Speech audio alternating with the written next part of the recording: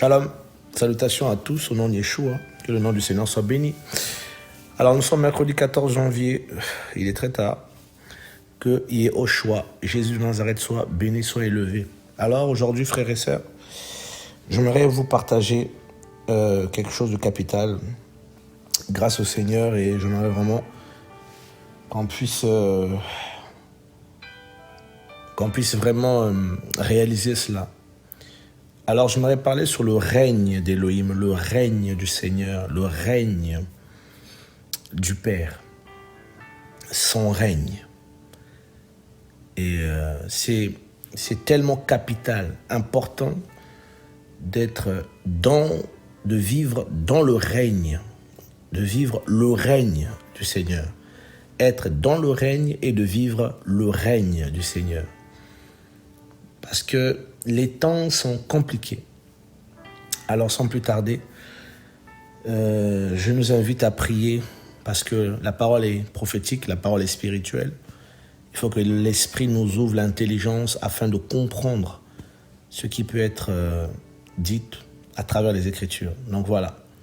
Père très saint, je te prie de m'éclairer, de nous éclairer par rapport à ta parole parce que ton Esprit seul nous donne l'intelligence et le savoir véritable. Ta parole étant esprit et vie, il n'y a que ceux qui sont vivifiés par l'esprit qui peuvent comprendre cela.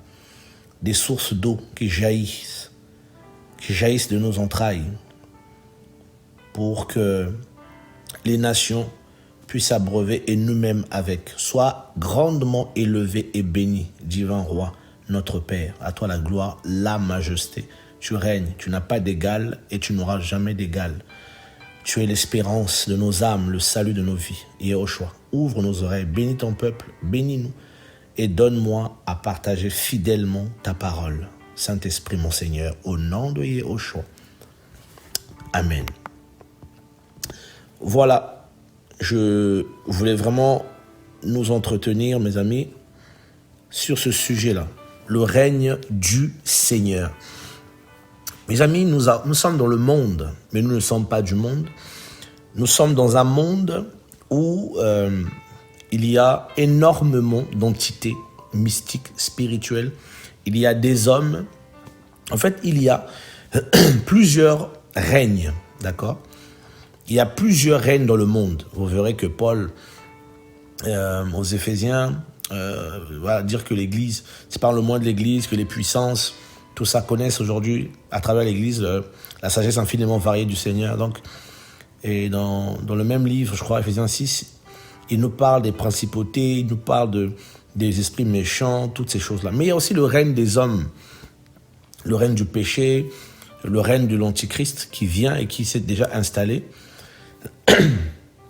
Donc, nous vivons, les chrétiens, l'Église est au milieu de plusieurs règnes, si je peux dire comme ça. Mais il y a le règne du Seigneur. Yeshua disait, Jésus disait, je prie pour eux, Père, afin que tu les gardes. Parce que nous sommes dans le monde, mais nous ne sommes pas du monde.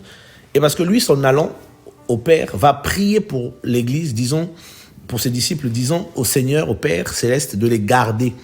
Parce qu'ils sont dans le monde, mais ils ne sont pas du monde. Mais les garder de quoi ? Mais du règne du monde, de ce qui règne dans le monde. Et le Seigneur le disait, il disait, prenez courage car j'ai vaincu le monde, d'accord ? Il a vaincu le monde. Mais dans le monde, mes amis, il y a des choses. Et nous les chrétiens, on a besoin de vivre dans le règne du Seigneur. Vous savez, le règne du Seigneur, c'est ce que beaucoup ont perdu.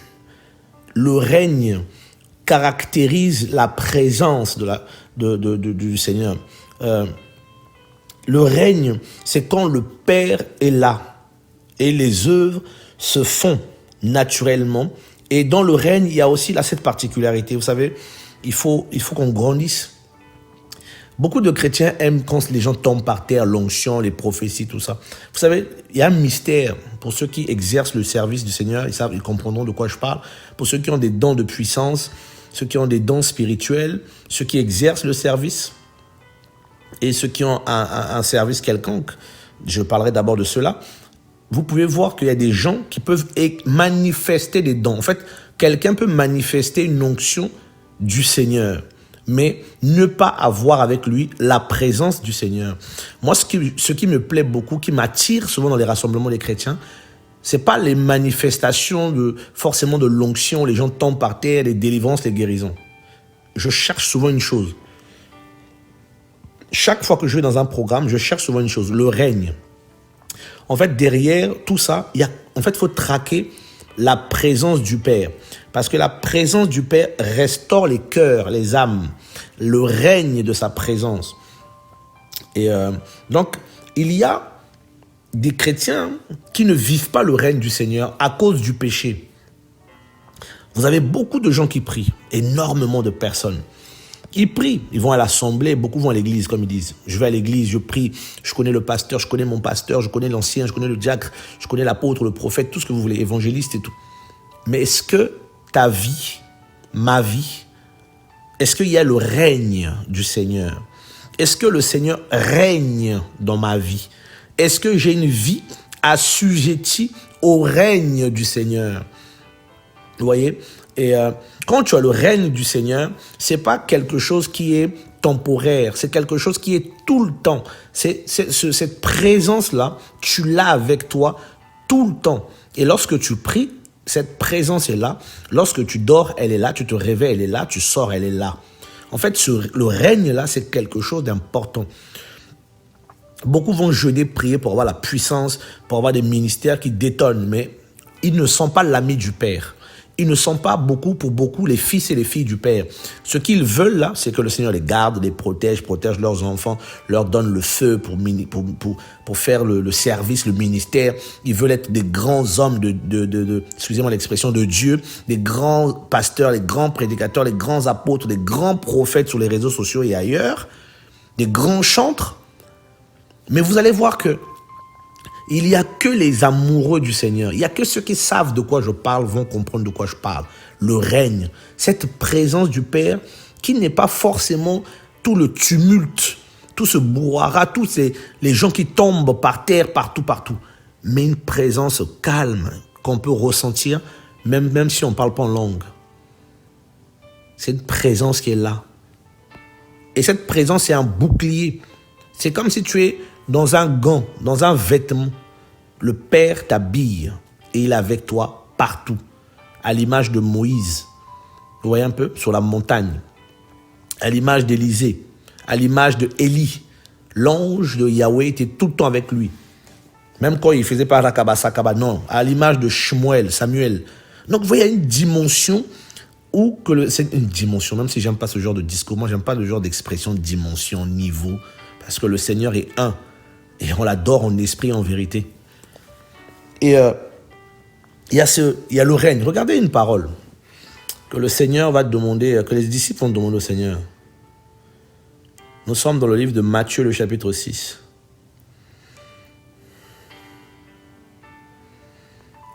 Je vais prendre la conversation.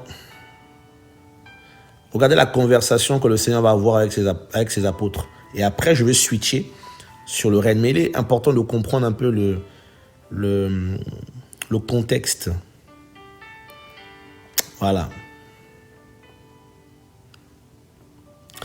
À partir du verset 5.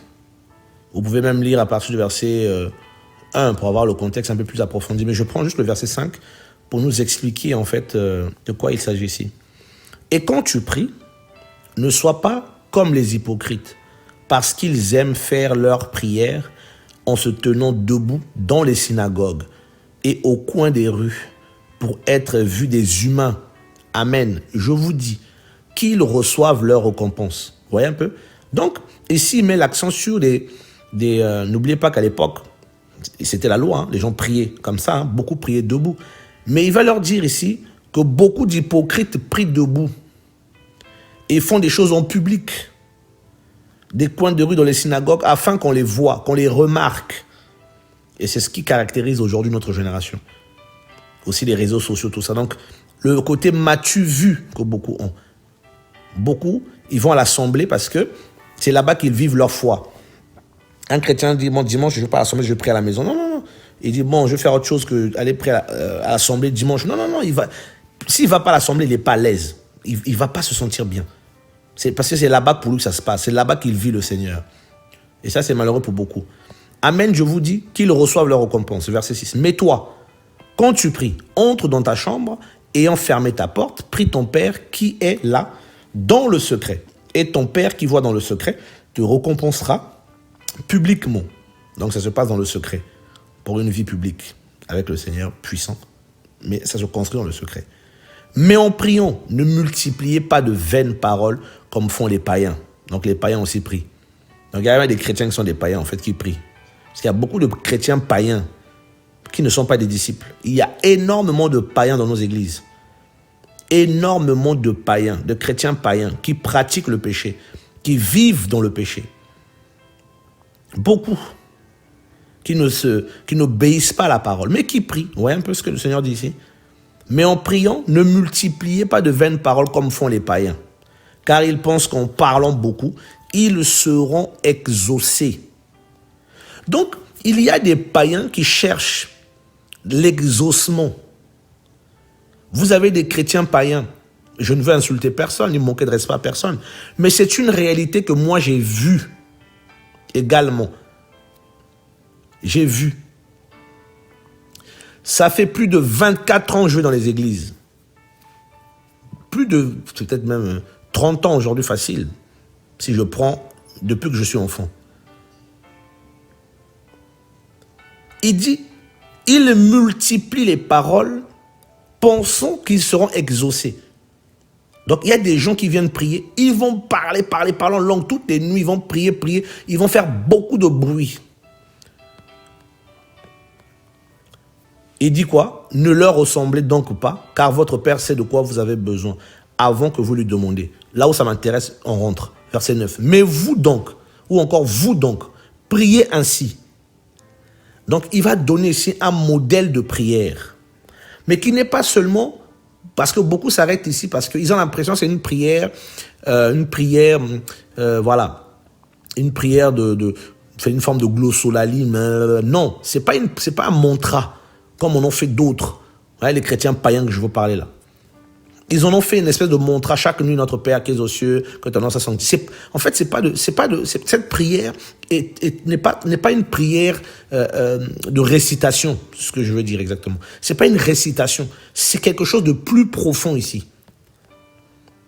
Priez ainsi, notre Père qui est dans les cieux, que ton nom soit sanctifié.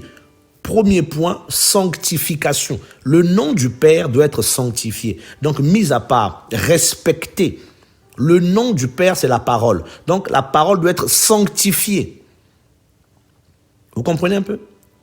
Donc, le nom, avant de prier, celui qui prie est celui qui sanctifie le nom du Père.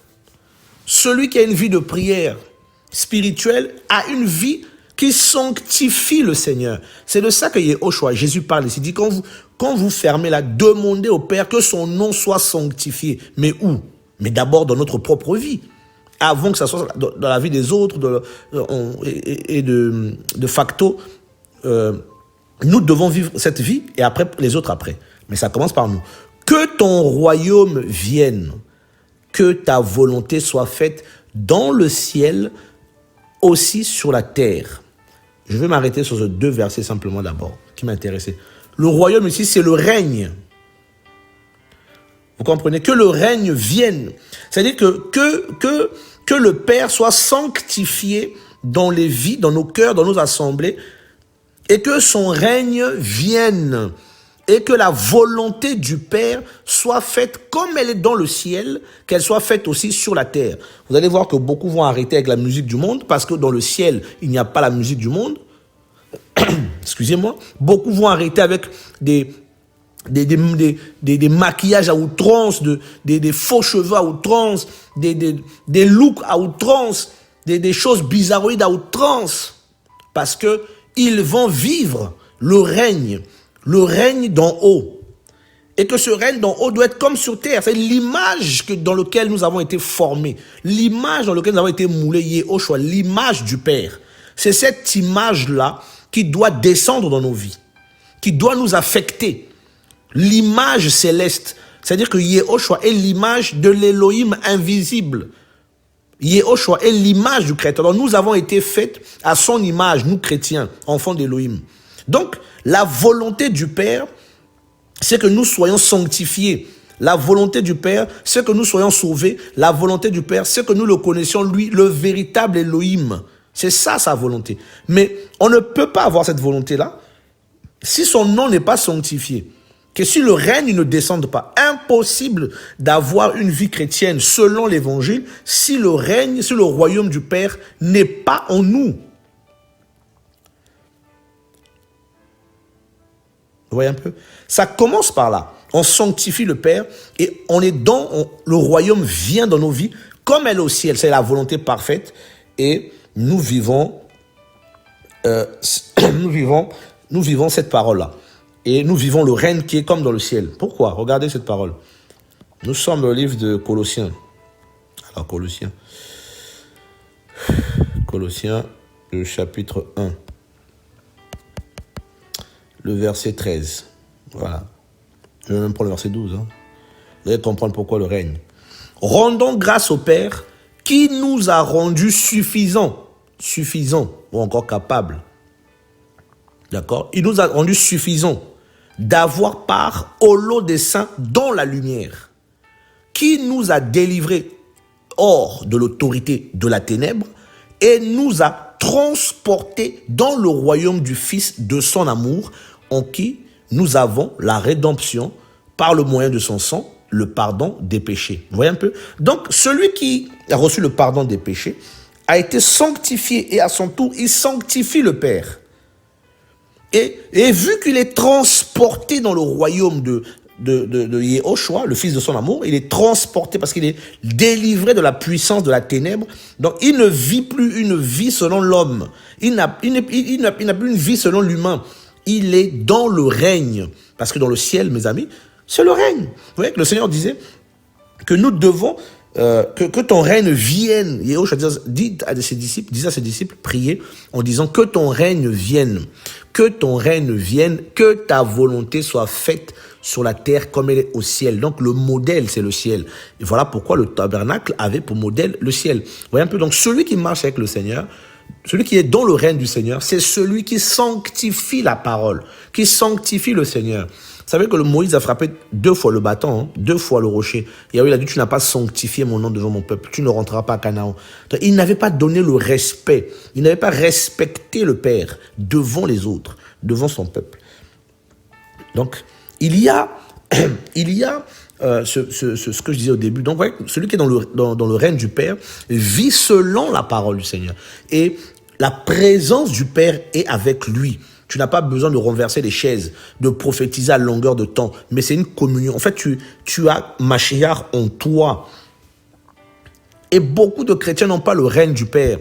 Et regardez dans la Bible, vous allez voir cet homme dans Jean 3, Nicodémos, qui veut dire dominateur du peuple. Nicodème en français. Lui, il va voir des miracles, il va voir des signes, il va être intéressé par ces signes-là. C'est les signes qui vont le marquer. Il dit, docteur, nous savons que tu viens d'Élohim, parce que personne ne peut faire des signes comme ça s'il ne vient pas d'Élohim. Le Seigneur lui a donné une belle réponse, il dit, personne ne peut, ne peut voir le royaume s'il naît de nouveau, encore s'il naît d'en haut. Tu ne peux pas voir le royaume. On lui parle de miracle et Yoshua lui parle du royaume, le règne du Père. Il dit, tu dois naître d'en haut. Naître d'eau. L'eau, c'est quoi? C'est la parole. L'eau, c'est quoi? C'est la purification. Donc, l'eau de la purification, la repentance. D'eau et d'esprit. Esprit, pourquoi? Parce qu'après la nouvelle naissance, on reçoit l'esprit. Donc, si tu n'es pas né d'en haut, né de nouveau, si tu n'es pas né d'eau et d'esprit, si la parole ne t'engendre pas et que l'esprit n'habite pas en toi, tu ne peux pas vivre le règne du Seigneur. Tu ne peux pas vivre le royaume, en gros. Donc, le royaume ne peut pas t'accompagner. Tu ne peux pas vivre les œuvres du royaume. Ceux qui sont dans le royaume, ils vivent le ciel. Ils peuvent aller au paradis. Yahweh peut les emmener. Ils peuvent voir des anges. Ils peuvent entendre la voix du Saint-Esprit. Donc, ils sont dans le royaume. Ils sont dans le règne. Et dans le royaume, il y a le Saint-Esprit. Il y a le Seigneur. Le Seigneur règne. Donc, c'est pas étonnant que ceux qui sont du royaume entendent la voix de leur roi. C'est pas étonnant que ceux qui vivent le royaume manifeste les guérisons, les miracles. C'est pas compliqué, c'est pas bizarre. C'est normal de vivre dans le royaume du Seigneur, de vivre le règne. Et dans le règne du Seigneur, il y a les signes qui accompagnent ceux qui ont cru, qui vivent ce royaume. Donc, tu n'as pas besoin d'être apôtre, pasteur, docteur, évangéliste, diacre, ancien, tout ce que tu veux, pour prier pour un malade, pour chasser un démon, pour consoler les gens à travers la prière, la parole. En fait, c'est ça le problème de beaucoup. Donc, il n'y a pas le règne. Et Nicodème, qui était un grand docteur, qui dominait sur le peuple, mais n'avait pas le règne. C'est l'image, Yahushua est l'image du Fils qui est dans le règne, qui vit le règne, et Nicodémos, celui qui est sorti et qui domine sur beaucoup, mais qui n'a pas le règne. Il est docteur d'Israël, parce que Yahushua l'a dit, toi qui es docteur en Israël, tu ne connais pas ces choses, parce qu'il n'avait pas le règne. Il n'y a que le règne qui peut l'expliquer, ces choses-là. Dans le règne, il y a particulièrement la présence du Père. Je vais vous lire un passage qui m'a toujours étonné dans le livre, peut-être de quelques passages. Oh Yahweh, fais-moi grâce. Dans le livre de Exode, alors je vais chercher ça, Exode 23. Vous allez voir beaucoup de chrétiens, ils cherchent plus le spectaculaire qu'ils cherchent à vivre le royaume, le règne du Père. Voilà pourquoi beaucoup sont séduits. Regardez les prophètes d'aujourd'hui là sur YouTube, vous allez voir. Ils aiment tellement sortir des prophéties, mais il n'y a rien. Il n'y a ni consolation, il n'y a ni enseignement, il n'y a ni guérison, il y a ni la présence. Il y a que la presse digitation. Il y a que l'impressionnisme. Il n'y a rien. C'est irritant. Il n'y a rien. Il n'y a pas le Père. Il n'y a pas la présence du Seigneur. En fait, ça ne révèle pas Yahushua. Ça ne révèle pas le Père. Mais c'est la chair. C'est le satanisme. Et beaucoup sont séduits. Donc, nous étions dans Exode 23. Oh Seigneur, merci pour ta grâce. Alors.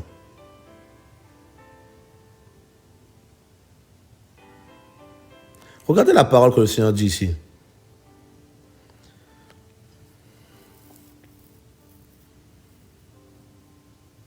Écoutez cette parole. Le verset 20. Voici, j'envoie un ange en face de toi, afin qu'il te garde dans le chemin et qu'il t'introduise dans le lieu que je t'ai préparé. Garde-toi face à lui, écoute sa voix et ne l'irrite pas, car il ne pardonnera pas votre transgression, car mon nom est en lui. Waouh! Je me dis, mais Seigneur, pourquoi tu envoies un ange?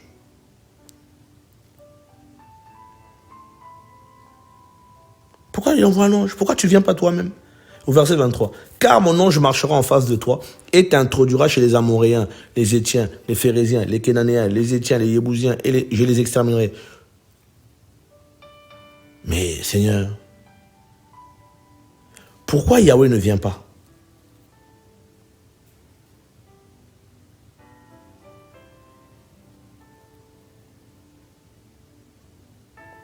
Et regardez,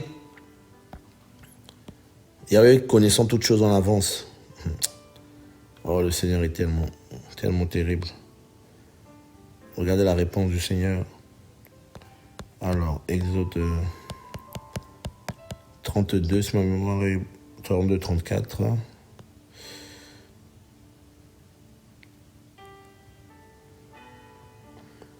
Regardez ce que le peuple va faire. Exode 32, c'est un passage qui est très connu chez beaucoup. La transgression des enfants d'Israël. Regardez, Yahweh dit quoi? À partir du verset 30. Et il arriva, verset 30, Exode 32, verset 30. Et il arriva le lendemain que Moshe dit au peuple, vous avez commis un grand péché. Maintenant, je monterai vers Yahweh. Peut-être ferai-je propitiation pour votre péché. Moshe retourna vers Yahweh et dit, oh, je te prie, ce peuple a commis un grand péché en se faisant des Elohim d'or. Mais maintenant, porte leur péché, sinon efface-moi, s'il te plaît, de ton livre que tu as écrit. Et Yahweh dit à Moshe, c'est celui qui aura péché contre moi que j'effacerai de mon livre. Maintenant, va, conduis le peuple au lieu dont je t'ai montré. Voici mon ange ira en face de toi. Mais le jour où j'exercerai la punition, je ferai venir sur eux la punition pour leur péché. Et Yahweh frappa le peuple parce qu'il avait fabriqué le veau. Waouh! Celui qui avait fabriqué, que Aaron avait fabriqué. Chapitre 33, verset 1er. Yahweh dit à Moshe, va, monte d'ici, toi et le peuple que tu as fait monter hors de la terre d'Égypte, vers la terre que je t'ai juré de donner à Abraham, Isaac et à Jacob en disant, je la donnerai à ta postérité. J'enverrai un ange face à toi et je chasserai les Kénanéens, les Amoréens, les Étiens, les Phérésiens, les Éviens et les Yébousiens vers une terre où coule le lait et le miel. Mais voilà, verset 3. Mais je ne monterai pas au milieu de toi parce que tu es un peuple au cou raide, de peur que je ne te consume en chemin. Frère, ce passage-là est tellement dangereux et qu'il faut le comprendre. Et quelqu'un m'a dit un jour, Yahweh est le seul patron, lorsqu'il te vire, tu continues à travailler. Parce que beaucoup viendront, diront, Seigneur, Seigneur, n'avons-nous pas prophétisé en ton nom? Et ils ont prophétisé. N'avons-nous pas guéri? N'avons-nous pas fait des miracles? Donc, ils prophétisaient vraiment. Ils faisaient vraiment des miracles. Ça marchait. Au nom du Seigneur, ça marchait. Donc, fort de tout ça, de cette expérience, fort de ces événements qu'ils ont vécus, parce qu'il y avait des miracles, il y avait des guérisons, tout ça, il y avait des prophéties. Il avait dit, je ne vous ai jamais connu. Éloignez-vous de moi, vous qui travaillez pour la violation de la Torah. Donc ouvriers d'iniquité. Le Seigneur dit qu'il ne les connaissait pas. Mais eux, ils étaient choqués. Comment ça, tu ne nous connais pas? Nous avons prêché en ton nom. Regarde les miracles, les croisades, tout ce qu'on a fait pour toi. Il dit, je ne vous ai jamais connu. En fait, le règne du Seigneur n'était pas avec eux. C'est comme si un ange les accompagne. Et il y a des gens qui vivent, on découvre leur péché, mais vous voyez, André, ils ont l'onction, les gens tombent, ça prophétise, mais Yahweh n'est plus, c'est retiré d'eux. Ils ont gardé l'onction, ils ont gardé les dons spirituels, mais le cœur du Père s'est retiré d'eux. Et Yahweh dit à Moshe ici, il dit, mon ange va aller avec vous. Il y aura la délivrance, il y aura toutes ces choses-là. Vous voyez, tout ça, vous aurez tout. Comme j'ai dit, mais moi là, je ne monte pas avec vous. Et c'est ce que beaucoup vivent. Yahweh se retirer de leur vie, se retirer de leur cœur, se retirer de leur... Parce que à cause de la désobéissance, à cause de la rébellion, la dureté, beaucoup de services, de ministères, Yahweh se retirer. Ils ont gardé les dons, le bruit, ils ont gardé la capacité de prêcher, de parler, ils ont gardé la capacité de l'éloquence, mais la sainteté, la puissance de la sainteté n'est plus. Ils ont renié ce qui ont fait la foi. Ils ont l'apparence de la piété, mais l'Élohim de la piété n'est plus. Le cœur à cœur n'est plus. L'adoration d'un cœur dévoué à Elohim n'est plus. L'amour pour le Père n'est plus. Il reste que les dons spirituels parce que la parole est prêchée. L'onction est là parce que la parole est prêchée. Mais au bout d'un moment, Yahweh se retire. Et c'est la mort qui vient. Vous voyez un peu? Exode 33, mes amis, c'est choquant. Choquant. Yahweh dit, vous, tout ça, j'ai dit, vous allez vous rentrer dans la terre, oui, mais je frapperai. Vous voyez, c'est un jugement. Donc, il y avait donc le règne de sa présence. C'est terrible. Il dit, verset 2, regardez bien, Exode 33, le verset 2. J'enverrai un ange face à toi, et je chasserai les Kénanéens. Je vais les chasser, mais à travers l'ange. Les Amoréens aussi seront chassés, les Étiens, les Phérésiens, les Éviens, les Yébousiens, vers une terre où coule le lait et le miel. Mais je ne monterai pas. Moi, Yahweh, je ne viens pas, mais l'ange vient avec vous. Il y aura la délivrance, il y aura la guérison, comme je vous ai dit. Mais mon cœur, là, vous l'avez tellement blessé, vous m'avez tellement irrité, vous êtes tellement rebellé, vous m'avez tellement méprisé, négligé, que vous voyez, le règne se retire. Les miracles peuvent, mais le règne... Le Père n'est plus lui-même au milieu de vous. Les choses se font. Les gens tombent par terre, tout ça. Mais le règne, c'est-à-dire que ce règne, cette sensibilité du Père, cet amour, cette présence, cette joie, comment dire ça en français, l'agrément, ou l'agrémentation, je ne sais plus. Le Père t'agrée. Vous voyez un peu? Quand le Père t'agrée, quand papa est content de toi, quand papa voit que tu l'aimes et que tu obéis malgré que c'est dur, malgré que c'est compliqué, tu l'aimes, tu es attaché à lui, mon ami, papa agit. Il n'y a pas seulement les miracles. Et c'est comme Yahushua disait, je fais toujours ce qui t'est agréable. Je savais que tu n'as pas parlé pour moi, mais pour ceux qui m'écoutent. Oui, une intimité, une relation qui est vivante, pas une vraie relation, le Père te parle. Où le Père te communique des choses, il communique avec toi. Il y a une communion.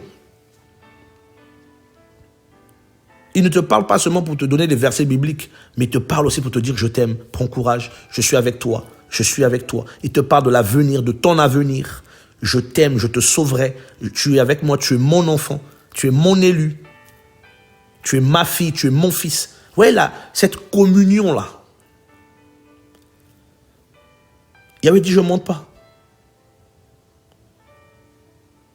Mais pourtant, il y aura la délivrance. Il y aura les phérésiens, tout ça qui seront chassés. Tout le monde sera chassé. Comme tu nous as dit, dans le pays coule le lait et le miel. Mais comment ça, tu ne montes pas? Et quand Yahweh ne monte plus, vous allez voir, les songes s'arrêtent. Les révélations, les choses du royaume s'arrêtent. Tout est dans le dur maintenant. Le règne. Et lorsque le peuple a entendu cette parole de malheur, c'est une parole de malheur, et il prit le deuil et personne ne mit sur soi ses ornements. Yahweh dit à Moshe, dis aux fils d'Israël, vous êtes un peuple au cou raide, qu'un seul instant je monte au milieu de vous et je vous consumerai. Maintenant ôtez vos ornements de dessus vous et je saurai ce que je ferai de vous. C'est terrible. Ce verset-là est terrible, mes amis. Terrible. Quand c'est les anges qui commencent à agir, mes amis. Les anges, c'est aussi l'image des hommes, des envoyés. Les gens se battent, papa se battent. Les envoyés de travail, mais Yahweh là, vous voyez, il transpira, c'est mon ministère. J'ai souffert pour bâtir cette œuvre. Ah bon? Tu as souffert? C'est toi qui es mort à la croix? C'est ma vision, c'est mon église. Tout ça, j'ai bâti, tu as bâti, tu es devenu bâtisseur.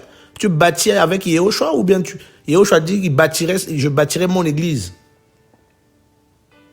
C'est terrible. Tu es devenu bâtisseur. Les gens, ah non, c'est bon. Quand c'est plus Yahweh là, vous allez voir, c'est les anges, les hommes, les messagers, les envoyés. Oh, c'est moi qui fais. Mais quand c'est le Seigneur qui fait là, mes amis, je vais vous donner un témoignage. Oh, j'ai vécu une chose. Si ma mémoire est bonne, le 20 juin 2015, ça restera gravé dans mon esprit. Il y avait un programme que le Seigneur me mettait à cœur de faire depuis des mois, mais j'avais pas... Je venais d'arriver dans un quartier, le Seigneur me mettait à cœur, organiser un programme dans ce quartier-là. Je me disais, j'ai beaucoup raisonné. Et j'ai fini par obéir et un frère a pris une salle, là dans le quartier, pas très loin. Et à ma grande surprise, le programme devait commencer à 13h, si ma mémoire est bonne. À 10h, on m'appelle, on me dit, frère, il n'y a plus de place, il y a trop de monde. J'étais étonné. Je suis arrivé, j'ai vu la foule, je me suis dit, waouh, Seigneur.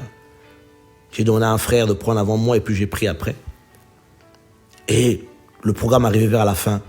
Je me disais, mais Seigneur, toute cette foule-là, vraiment même pas... Et charnellement parlant, j'ai commencé à vouloir faire des choses, à prier pour les gens. Je voyais que le Seigneur n'était pas avec moi. Je sentais, je me dis, mais il y a un problème. Et je me suis résolu en disant, bon, mon frère, calme-toi, hein, laisse les gens tranquilles. On remballe le matos, voilà. Ouais, des fois, on est malade, les prédicateurs. Là. Et j'entends le Saint-Esprit me dire, tu as fini? Il m'a dit, est-ce que tu as fini? Je ne pouvais pas répondre. J'étais là, oh Seigneur. Il m'a dit, bon, tu as essayé de faire ton ministère. Il m'a dit, maintenant, je vais te montrer quand c'est moi qui agis et quand c'est toi qui essayes de faire. Mes amis, nous étions débordés. Ceux qui ont assisté à ce programme-là, ce jour-là, savent de quoi je parle. Je n'ai jamais expérimenté une telle puissance. C'était, à cette époque-là, c'était extraordinaire. J'étais choqué.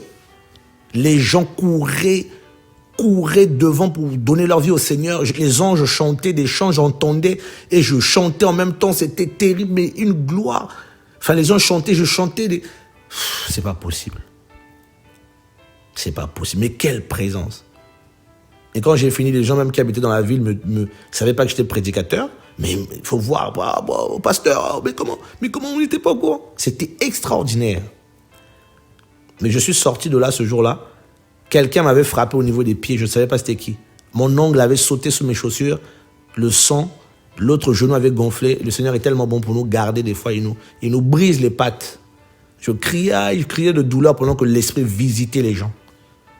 Quasiment toute la salle était par terre. Ouais, comment le Seigneur m'a dit, si tu sais ça là, attends, je vais te montrer comment je fais. Je suis sorti de là, j'ai dit, Seigneur, j'ai compris que c'est mieux, c'est quand c'est toi qui fais et quand c'est mieux que toi tu fasses que nous, on essaye de faire. Oh, quelle folie. Mes amis, c'est pas nous, c'est Yehoshua qui fait. Donc, ouais, tu peux, en tant qu'ange là, en tant que messager, tu peux conduire les gens, mais c'est pas Yahweh qui est en train de faire. Yahweh dit, bon, va seulement.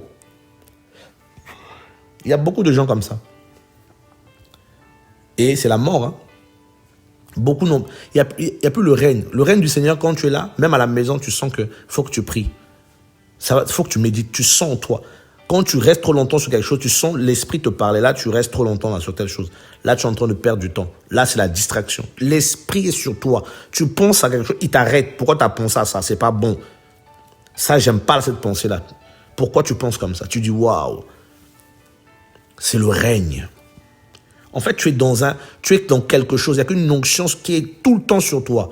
Et ces choses-là, cette grâce-là, cette onction, cette présence-là, ce règne-là n'aiment pas le péché, n'aiment pas la puissance du péché, ne peuvent pas cohabiter. Ça n'aime pas l'hypocrisie. Ça n'aime pas la méchanceté.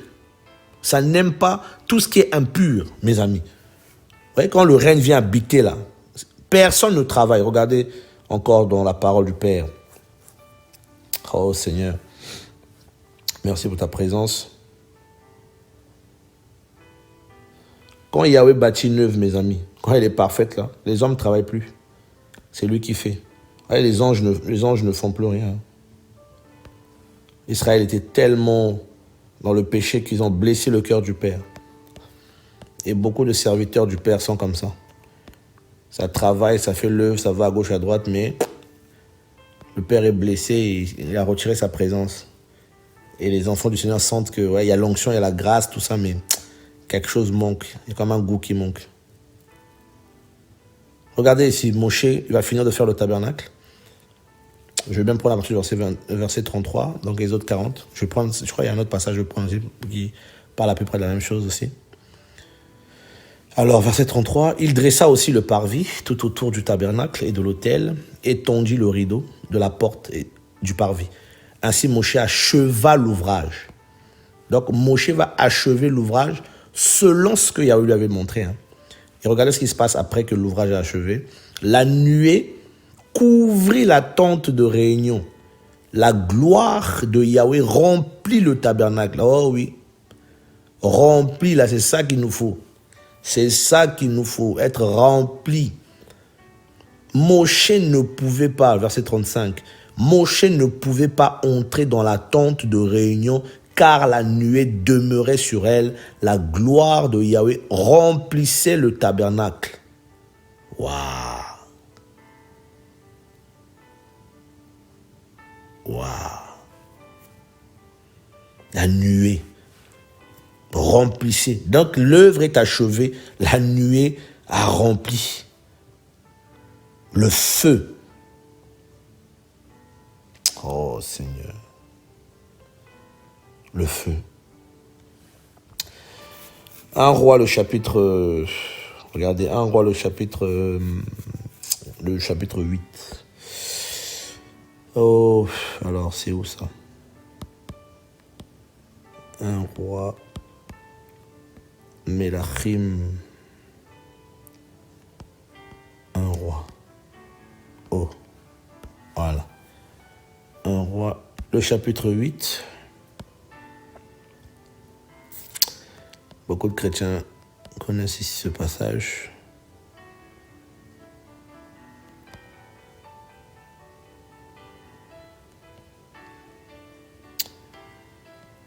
Voilà, à partir du verset 10 même que je vais lire. C'est le verset 11 qui m'intéresse, mais on va lire le verset 10. Il arriva qu'au moment où les prêtres sortirent du lieu saint, la nuée remplit la maison de Yahweh, de sorte que les prêtres ne pouvaient se tenir debout pour faire le service à cause de la nuée. La gloire de Yahweh remplissait en effet la maison de Yahweh. Vous voyez, ça c'est quand Shlomo, va finir de construire la maison, le temple de Yahweh, et là, les prêtres vont installer tout le matériel, et une fois fini, là, la gloire va tomber. Personne n'était debout. En fait, le règne du Seigneur C'est le ciel. C'est-à-dire quand le ciel est connecté à la terre. Nous sommes connectés au Père. En fait, quand c'est comme ça, les choses coulent d'elles-mêmes de source. La source ici, c'est le Seigneur. Et c'est lui maintenant qui dirige, qui conduit. Vous voyez un peu? Et le règne, là, c'est la présence. Enfin, d'autres appellent ça la Shekinah. Moi, j'aime pas trop cette expression en réalité. Mais c'est là. En fait, quand le Père est là, en fait, on est conduit parfaitement. Vous voyez un peu? Et voilà, il y a beaucoup de personnes qui sont sorties de ce règne-là. Enfin, ils sont sortis de la présence du Seigneur. Beaucoup sont plus dans les assemblées, beaucoup dans les églises, cherchant les pasteurs. Vous voyez, ils veulent être conduits par les anges. Beaucoup se font conduire par les anges. Ils voient la nuée, oui, ils voient des miracles, tout ça, ces choses comme ça, mais eux-mêmes, il n'y a rien. Vous voyez un peu? Le Seigneur s'est retiré d'eux. Ils n'avaient plus les ornements sacrés pour... Chacun fête Elohim dans son intimité. Chacun était orné. Ouais, le temple, c'était bien, mais l'ornement était personnel. Le Seigneur a enlevé l'ornement parce qu'ils ont blessé le Père. Donc, le Seigneur s'est retiré de beaucoup dans leur cœur. Mais Moshe envoyait les choses se manifester. Vous voyez, il y avait la nuée, il y avait la colonne de feu, mais eux-mêmes, le Seigneur n'était pas avec eux, n'était pas dans leur cœur, en fait. C'est ce que ça veut dire. Yahweh ne marchait pas avec eux personnellement.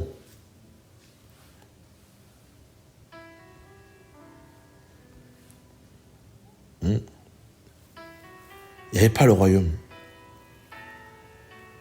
Parce que quand il y a le royaume, en fait, on est rempli de joie. Paul disait dans Romains 14, le verset 7, dit, car le royaume d'Élohim n'est ni aliment ni boisson, mais justice et paix et joie par le Saint-Esprit. Vous voyez? Donc, celui qui est dans le royaume, quand le règne est là, il y a la paix. Une paix qui est spirituelle, on ne peut pas l'expliquer. C'est le shalom. Shalom veut dire aussi être entier. Donc, le Seigneur nous garde. Il y a la joie et la justice, la pureté, la sainteté.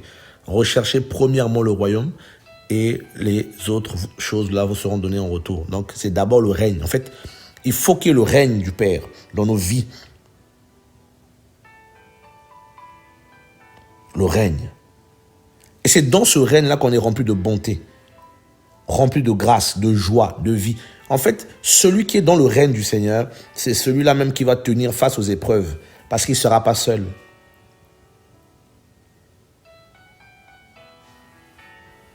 Il ne sera pas seul.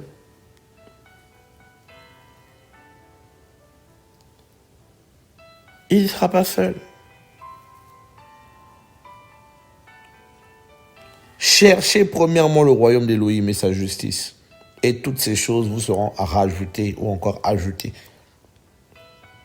Donc, nous, c'est le royaume qu'on cherche. Et beaucoup de chrétiens ne vivent pas dans le royaume. Vous voyez un peu? Celui qui est dans le royaume, on peut pas le sortir de là comme ça. Que quelqu'un te chasse d'une église, te chasse d'un ministère, te chasse d'une congrégation, te chasse d'un mouvement, je ne sais pas quoi. Mais tu ne peux pas pour autant chasser du royaume. Vous voyez un peu? Donc, les gens sont plus adeptes des mouvements. Même s'ils disent oui, mangez la vérité, tout ça. Beaucoup sont adeptes de leurs assemblées, de leur fonctionnement, de leur manière d'être. C'est comme ça qu'ils sont. Très peu sont vraiment affectés par le royaume du Père. Très peu vivent pour le Père. Très peu, en fait, c'est le royaume. C'est en fait cette présence du Seigneur les a touchés vivement, puissamment. Ils sont affectés par la présence du royaume dans leur vie. Voilà pourquoi beaucoup ne la prêchent pas. Voilà pourquoi le royaume n'est plus prêché. Le royaume n'est plus prêché. Aujourd'hui, c'est qu'est-ce qui est prêché? C'est l'argent, c'est les bénédictions, c'est les richesses, c'est les hommes, c'est toutes sortes de niaiseries, toutes sortes de félonies, de je sais pas quoi. C'est n'importe quoi aujourd'hui dans les assemblées. Nous ne voulons pas critiquer les gens, mais il faut dire la vérité. Aujourd'hui, les messages sont à l'eau de rose. Les messages sont sans sucre, sans sel. On prêche n'importe quoi. On ne voit plus le Seigneur. Il n'y a plus le règne. Il n'y a plus le règne du Seigneur. Les cœurs sont plus changés. Vous avez des chrétiens qui vivent dans l'adultère et ça, ils ne changent pas. Des chrétiens qui divorcent et qui ne se repentent pas. Des chrétiens qui sont dans la colère, colérique. Il a des problèmes avec sa femme, mais il ne veut pas pardonner à sa femme. Des problèmes avec son mari, il ne veut pas pardonner à son mari. Des chrétiens qui ont des problèmes avec leurs enfants.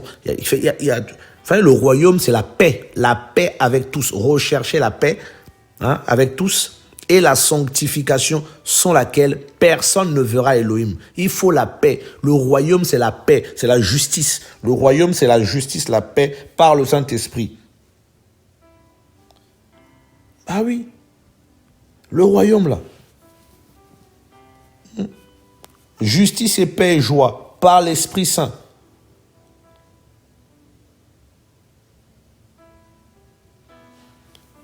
Mais que l'Élohim de l'espérance vous remplisse de toute joie et de toute paix dans la foi, afin que vous abondiez en espérance par la puissance du Saint-Esprit.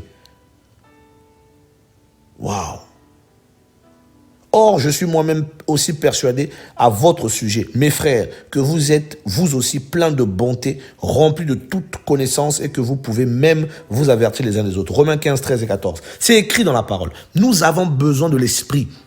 Là où il y a le règne du Seigneur, il y a l'esprit. Yahushua disait quoi? Si c'est par le doigt d'Élohim que je chasse les démons, reconnaissez que le royaume s'est approché.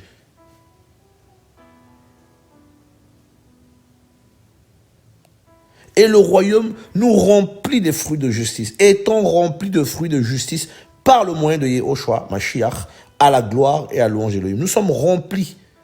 Donc, c'est une grâce qui nous est faite. Le royaume de Dieu est parvenu jusqu'à nous. Et nous vivons dedans. Et nous vivons le royaume. Et nous avons été transportés, délivrés, hors de la ténèbre, de l'autorité de la ténèbre, et on était transportés dans le royaume du Fils de son amour, transportés. Mais, donc, vous vous imaginez que beaucoup n'ont pas été transportés. Ils sont restés sur terre. Parce que sur terre, il y a l'injustice, il y a le péché, il y a la pornographie, la masturbation, la fornication, le mensonge, la colère, la haine, le tribalisme, le racisme. Il y a toutes sortes de choses. Or, quand on est transporté, comme disait Paul aux Colossiens, si on vit au ciel, si nous sommes au ciel, mes amis, on aura, on pensera aux choses du ciel. C'est tout. Si donc vous avez été ressuscité avec le Mashiach, cherchez les choses d'en haut, où le Mashiach est assis à la droite d'Élohim. Pensez aux choses d'en haut et non à celles qui sont sur la terre. Voilà, c'est tout. En fait, le règne du Seigneur, c'est cette présence-là. En fait, on a été transporté et on vit le ciel. On vit sa présence. On vit, c'est possible, c'est pas des rêveries, c'est pas des niaiseries, ce que je dis, c'est biblique, c'est spirituel. C'est la parole. Le Seigneur veut restaurer son règne dans nos vies pour briser nos défauts, pour briser nos péchés, pour briser la rébellion, pour briser la distraction, pour briser tout ce qui nous empêche de vivre avec lui. Il faut que le règne s'installe, que ton règne vienne dans nos vies, Père, que ton règne vienne dans ma vie pour me sanctifier davantage, pour me mettre à part davantage, pour me libérer davantage de l'être humain que je suis. Au nom de Yahushua, mon Seigneur et Père, on a besoin du règne.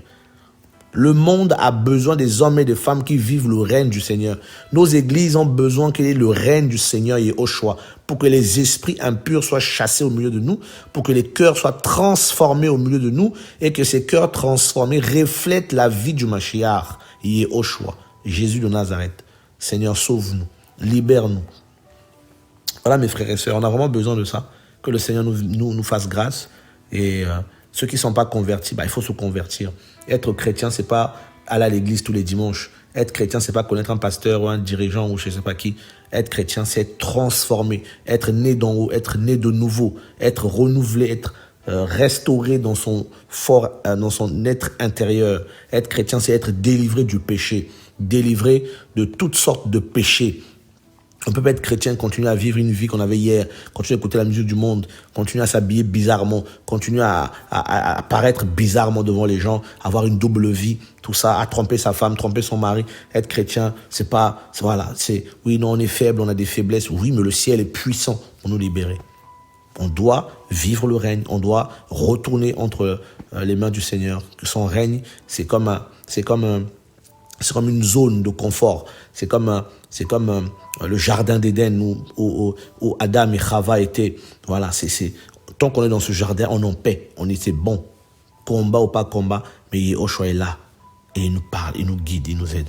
Et quand on sort de son règne, quand on sort de la présence du Seigneur, Voilà, donc il y a le règne du Seigneur qui est sa présence. Il y a le règne du Seigneur, c'est le royaume. On vit le royaume, on est dans le royaume. Voilà, mes amis, au nom de Yehoshua, cette exhortation, que le règne du Seigneur s'installe dans nos vies.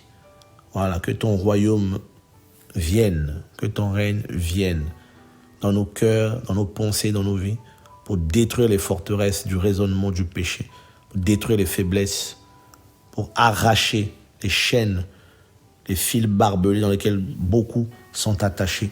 Seigneur, libère-nous, s'il te plaît, par ton règne, ta présence, au nom de Yeshua. Père, grâce à toute l'assemblée d'Élohim dans les nations, que la paix du Mashiach, qui surpasse toute intelligence, garde nos cœurs en Mashiach. Amen.